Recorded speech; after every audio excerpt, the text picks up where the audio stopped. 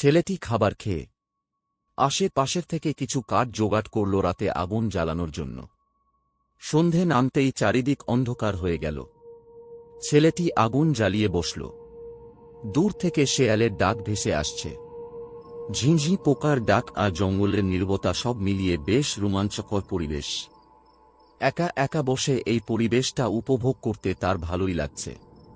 কিন্তু সে এখনো বুঝতে পারল না এই গভীর জঙ্গলে তার জন্য খাবার কে দিয়ে গেল। বসে বসে এই সবই ভাবছিল, হঠাৎ একটা গম্ভীর গলায় কেউ বলে উঠল, এই যে ছোকরা রাতের খাবারের ব্যবস্থা করেছ। হঠাৎ করে গলার আওয়াজ পেয়ে ছেলেটি ঘুরে তাকাল। দেখল একজন দশাশাহী চেহারার বয়স্ক ভদ্র লোক দাঁড়িয়ে আছে। মুখে লম্বা লম্বা সাদা দাড়ি, পরনে শ্যাওলা রঙের জামা প্যান্ট, হাতে একটা শিকারি বন্দুক। ছেলেটি লোকটিকে দেখে ভয় পেয়ে গেল। এবার ভদ্র লোকটি বলল, আমাকে দেখে ভয় পাওয়ার কিছুই নেই, আমিও তোমার মতো জঙ্গলে ঘুরতে ভালোবাসি। ছেলেটি এবার যেন সাহস পেল। লোকটি এগিয়ে এসে ছেলেটির সামনে বসল, তারপর বলল, এই জঙ্গলে আমার একটা ছোট বাড়ি আছে। আজ আমি যখন দেখলাম তুমি এইখানে এসেছ, তখন বুঝলাম তুমিও জঙ্গলে থাকতে এসেছ। তাই ভাবলাম তোমার সাথে গিয়ে আলাপ করে আসি।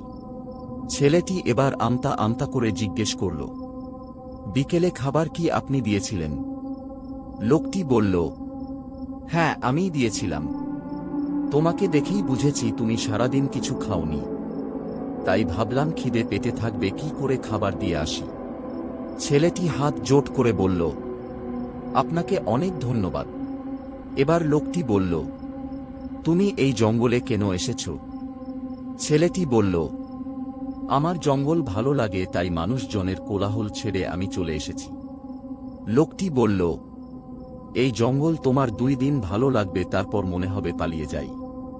ছেলেটি বলল, আপনার তো মনে হয়নি, আপনি তো দিব্যি বাড়ি বানিয়ে আছেন, তাহলে আমারও মনে হবে না। লোকটি এবার একটা দীর্ঘশ্বাস ফেলে বলল, কে বলেছে আমি এই জঙ্গলে থাকতে চাই? আমি ফিরে যেতে চাই নিজের বাড়িতে। ছেলেটি বলল, তাহলে যাচ্ছেন না কেন? লোকটি বলল, যাচ্ছি না বলা ভুল, যেতে পারছি না। ছেলেটি সবিস্ময়ে জিজ্ঞেস করল, মানে?